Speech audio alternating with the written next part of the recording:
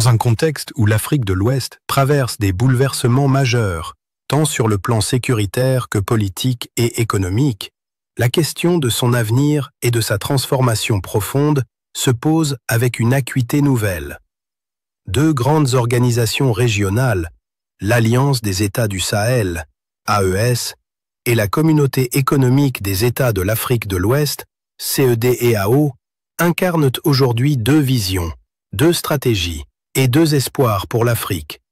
Bonjour et bienvenue à ce grand débat africain qui réunit deux grands représentants, de l'AES et de la CEDEAO, autour d'un enjeu crucial. Qui peut changer et sauver l'Afrique? L'objectif de ce débat est d'offrir au public une confrontation d'idées, d'expériences et de projets, en mettant en lumière les succès, les innovations et les défis propres à chaque organisation. D'un côté, l'AES, alliance récente mais ambitieuse, entend bâtir un modèle fondé sur la souveraineté, la sécurité collective et la mobilisation de sa jeunesse, considérée comme le moteur de la renaissance du Sahel. Son engagement pour l'indépendance politique, la défense commune et l'innovation numérique ouvre la voie à une Afrique résiliente, fière et maîtresse de son destin.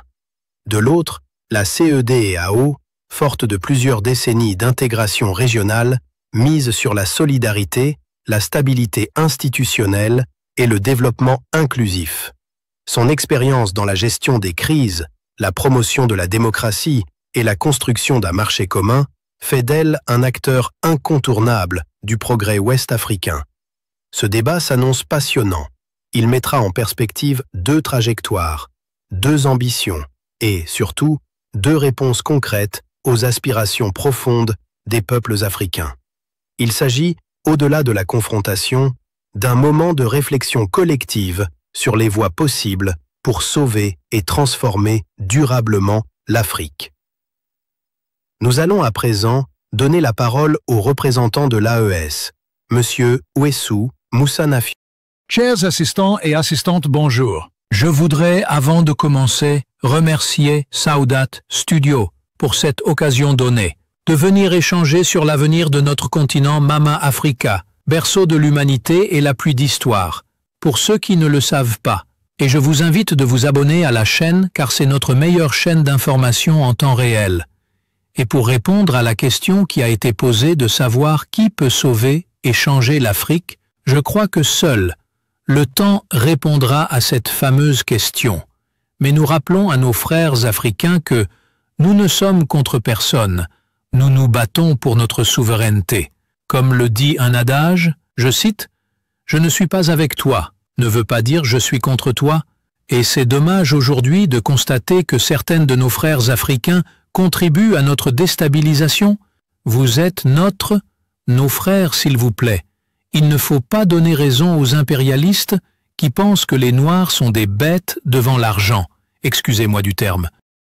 Comme vous le saviez, l'Alliance des États du Sahel, AES, composée du Mali, du Niger et du Burkina Faso, c'est une confédération basée sur la souveraineté régionale, et je suis convaincu que tous les peuples de l'AES sont aujourd'hui fiers d'être souveraines.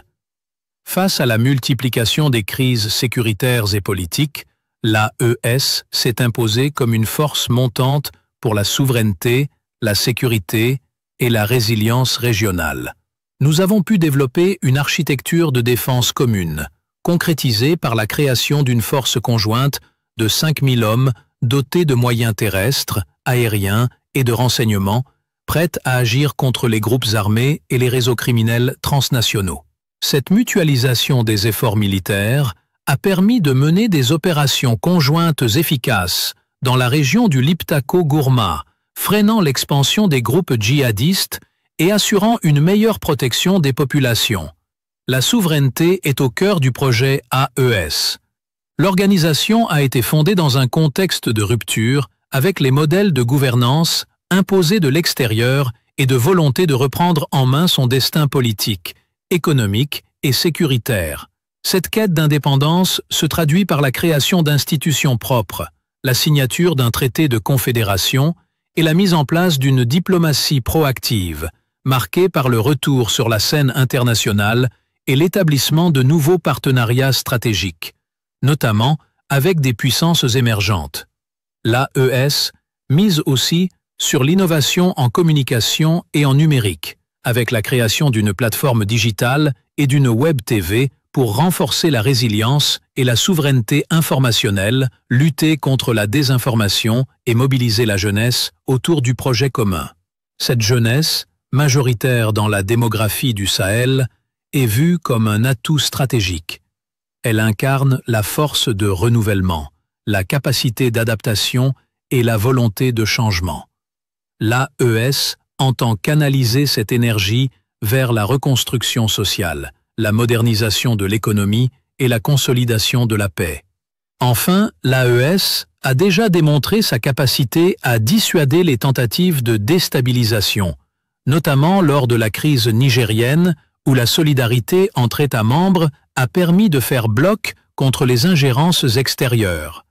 Forte de ses succès diplomatiques, de sa cohésion et de son engagement pour la souveraineté, l'AES se présente comme le modèle d'une Afrique qui se prend en main, qui s'affirme et qui innove pour bâtir un avenir sécurisé et prospère.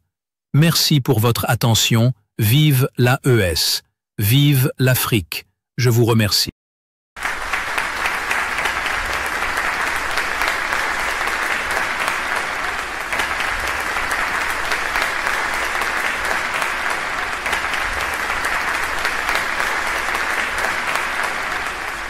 Merci pour ces beaux moments de l'AES. Place à présent au représentant de la CEDEAO, M. Ali Ousmane. Bonjour à toutes et tous. La CEDEAO, forte de ses 15 États membres, incarne depuis près de 50 ans le projet d'intégration régionale le plus ambitieux d'Afrique de l'Ouest. Son principal atout réside dans sa capacité à fédérer des économies diverses autour d'un marché commun de plus de 400 millions d'habitants, favorisant la libre circulation des personnes, des biens, des services et des capitaux. Cette intégration a permis de stimuler le commerce interrégional, d'attirer des investissements majeurs et de lancer des projets d'infrastructures d'envergure, tels que le corridor Abidjan-Lagos ou le projet de monnaie unique. Sur le plan sécuritaire, la CEDEAO a innové par la création de la force en attente, qui est intervenue avec succès lors de crises majeures, Libéria, Sierra Leone, Gambie, démontrant sa capacité à restaurer l'ordre constitutionnel et à prévenir les conflits. Elle a également mis en place des mécanismes de prévention des crises et de médiation qui ont permis d'éviter l'escalade de nombreux différends internes et transfrontaliers. La CEDEAO se distingue aussi par son engagement pour la démocratie, l'état de droit et la bonne gouvernance. Elle a adopté des protocoles stricts contre les coups d'État et accompagne ses membres dans l'organisation d'élections libres et transparentes. Sur le plan social, la CEDEAO investit dans l'éducation, la santé, l'autonomisation des femmes et des jeunes, avec des programmes régionaux de lutte contre l'extrême pauvreté et l'exclusion. Face aux défis contemporains, terrorisme, changement climatique, migration, la CEDEAO privilégie une approche collaborative et inclusive, mobilisant l'expertise régionale et internationale, tout en favorisant l'innovation technologique et la transformation numérique. Sa force réside dans sa capacité à conjuguer stabilité, solidarité et développement, offrant ainsi un modèle éprouvé pour sauver et transformer l'Afrique de l'Ouest dans la durée. Je vous remercie.